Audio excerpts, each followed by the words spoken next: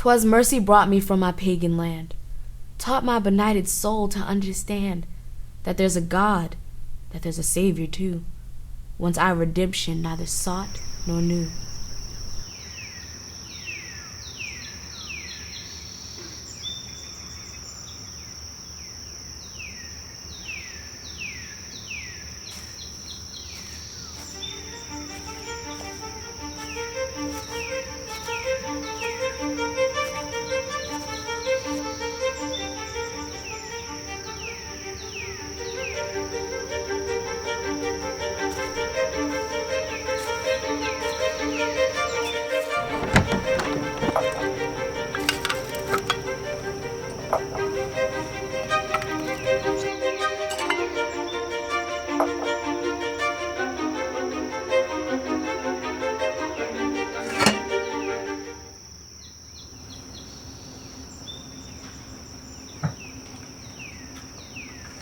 It's nearly dawn. I had not been outside. A woman's first thoughts in the morn should be on our Father for scorn. A servant's first thoughts is on which leaves to steep. I had overslept. But Susanna, even a blind pauper knows the king's rhetoric. Who saw you? Not a soul. You are to become a young negress of stature, Phillis. All God's children toil the land. You have always been my handmaid, but if John wants you for his trade, there is no stopping him save for your residual income, of course. Do not scorn.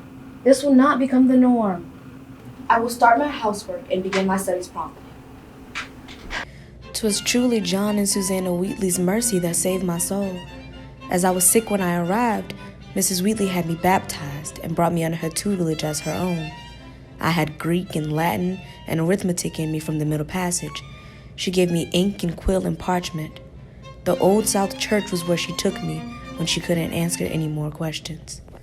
I had been in Massachusetts 7 years when the prominent Reverend Whitfield died in September 1770 on his 7th preaching tour. My heart ached and my hands cried. Great Countess, we Americans reveal thy name and thus condole thy grief sincere. We mourn with thee that tomb obscured placed in which thy chaplain undisturbed doth rest. Reverend Whitfield has gone to our Father to bless my fortune. The Countess of Huntington, Sarah Hastings, has agreed to be my patron after hearing my work. It looks like you made your way across the sea a second time. Death and our Father have always been my guides.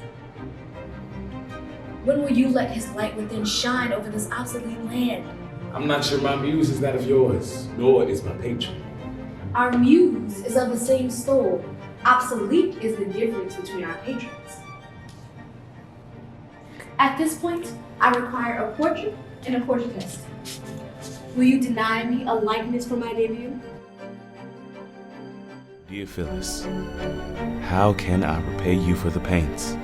You will see sketches once I can perfect your hands. Dear Scipio, It is best you don't come to Moorhead all I until ask after. is that you pray that God guides my tongue. Those who read my work question its validity.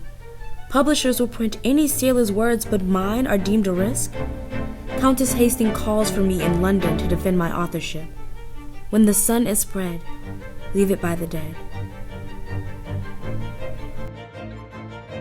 Whose twice 6 gates on radiant hinges ring, celestial Salem blooms in endless spring.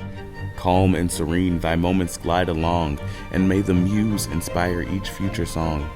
Still, with the sweets of contemplation blessed, may peace with balmy wings your soul invest. But when these shades of time are chased away and darkness ends in everlasting day, on what seraphic pinions shall we move and view the landscapes in the realms above? There shall thy tongue in heavenly murmurs flow, and there my muse with heavenly transport glow. No more to tell of Damon's tender sighs, or rising radiance of Aurora's eyes. For nobler themes demand a nobler strain, and pure language on the ethereal plane. Cease, gentle muse.